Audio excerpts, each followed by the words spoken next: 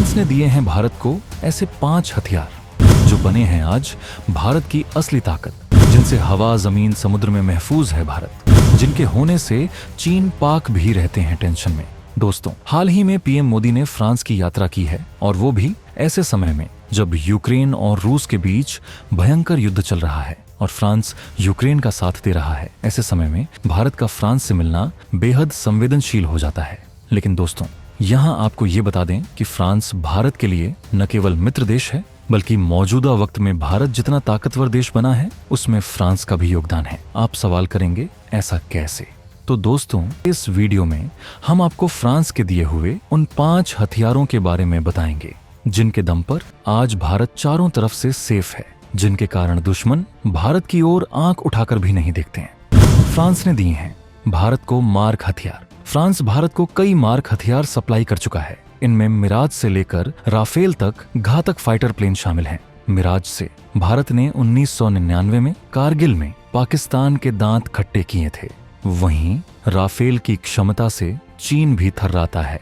चलिए आपको बताते हैं फ्रांस के द्वारा भारत को दिए गए प्रमुख 5 हथियारों के बारे में।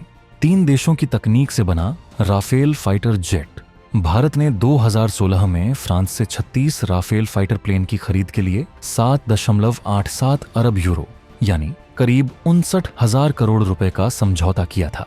फरवरी 2022 तक भारत को 35 राफेल मिल चुके हैं। राफेल का निर्माण भी मिराज बनाने वाली फ्रेंच कंपनी दसॉ एविएशन ने किया है। राफेल कई घातक हथियार और मिसाइल ले जाने में सक्षम दुनिया के सबसे आधुनिक फाइटर प्लेन में से एक है। इसे भारतीय सेना के लिए रणनीतिक तौर पर महत्वपूर्ण अंबाला एयर फोर्स स्टेशन पर तैनात किया गया है, जो दूरी के लिहाज से पाकिस्तान और चीन दोनों के करीब पड़ता है। राफेल को अपनी स्पीड, हथियार ले जाने की क्षमता और आक्रमण क्षमता की वजह से जाना जाता है।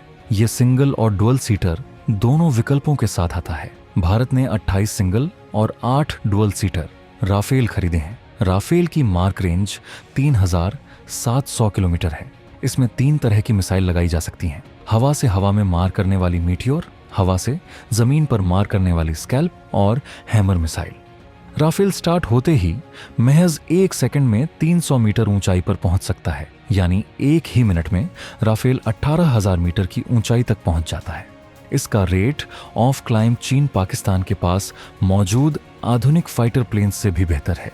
राफेल कई मामलों में चीन के सबसे ताकतवर फाइटर प्लेन J-20 और पाकिस्तान के F-16 से बेहतर है। चीन के J-20 को वास्तविक लड़ाई का अनुभव नहीं है, जबकि फ्रेंच एयर फोर्स राफेल का इस्तेमाल अफगानिस्तान, लीबिया और माली में कर चुकी है। वहीं चकमा देने की लड़ाई में राफेल अमेरिका में बने पाकिस्तानी F-16 फाइटर प्लेन को भी मात दे सकता है। राफेल एक ओमनी रोल फाइटर प्लेन है, जिसे पहाड़ पर बेहद कम जगह में भी उतार सकते हैं और समुद्र में चलते हुए युद्धपोत पर भी उतारा जा सकता है। राफेल की एक और खासियत हवा में उड़ान भरते हुए फ्यूल भरने की है। एक बार फ्यूल भरने पर यह लगातार 10 घंटे उड़ान भर सकता है। मिराज 2000 फाइटर जेट ये इंडियन एयरफोर्स के सबसे बेहतरीन और घातक फाइटर जेट्स में से एक है। मिराज 2000 को फ्रांस की कंपनी दसॉ एविएशन ने बनाया है। उसने अपनी पहली उड़ान 1978 में भरी थी और 1984 में फ्रेंच एयरफोर्स में शामिल हुआ था। मिराज को इंडियन एयरफोर्स में पहली बार 1985 में शामिल किया गया था। इंडियन एयरफोर्स ने इसका नाम वज्र रखा है। भारत ने 1982 में फ्रांस से 36 सिंगल सीटर और 4 ट्विन सीटर मिराज 2000 की खरीद के ऑर्डर किए थे। भारत ने यह फैसला पाकिस्तान को अमेरिका से F-16 फाइटर जेट की खरीद के बाद किया था। भारत ने 2004 में 10 और मिराज की खरीद का ऑर्डर दिया था, जिससे इंडियन एयरफोर्स में मिराज की संख्या 50 तक पहुंच गई थी। मिराज ने 1999 में कारगिल की लड़ाई में अहम भूमिका निभाते हुए पाकिस्तानी सेना के कई बंकरों को तबाह किया था। 2020 में पाकिस्तान के बालाकोट में आतंकियों को निशाना बनाते हुए की गई एयर स्ट्राइक में भी भारत ने मिराज का ही इस्तेमाल किया था। ACPC-8 Jaguar fighter jet. Jaguar fighter jet को ब्रिटिश रॉयल एयरफोर्स और फ्रेंच एयरफोर्स ने मिलकर बनाया है। अब जगुआर के अपग्रेडेड वर्जन का इस्तेमाल केवल इंडियन एयरफोर्स ही कर रही है। भारत ने जगुआर का पहला ऑर्डर 1978 में दिया था और उसे 35 जगुआर की पहली खेप 1981 में मिली थी।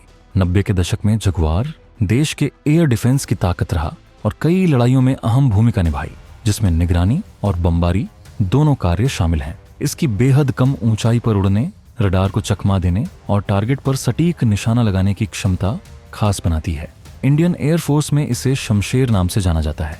जगुआर का इस्तेमाल IAF मुख्य रूप से ग्राउंड अटैक एयरक्राफ्ट के रूप में करती है।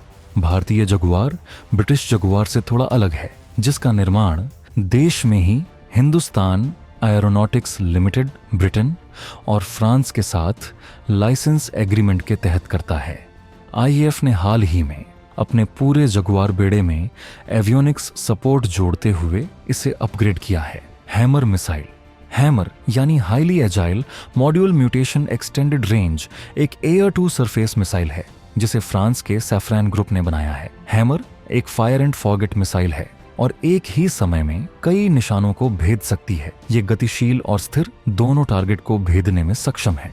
हैमर में 125 किलो से लेकर 1000 किलो तक के कई तरह के बम लगाए जा सकते हैं। भारत ने हाल ही में फ्रांस से अपने लाइट कॉम्बैट एयरक्राफ्ट तेजस में इंटीग्रेट करने के लिए हैमर मिसाइलों को खरीदने का करार किया है। फ्रांस ने राफेल के साथ भारत को कुछ हैमर मिसाइलें भी दी हैं। तेजस में हैमर मिसाइल इंटीग्रेटेड होने के बाद ये 70 किलोमीटर तक की रेंज में जमीनी टारगेट और बड़े बंकरों को तबाह करने में सक्षम होगा। भारत ने ये कदम चीन के साथ हालिया सीमा विवाद के बीच उठाया है।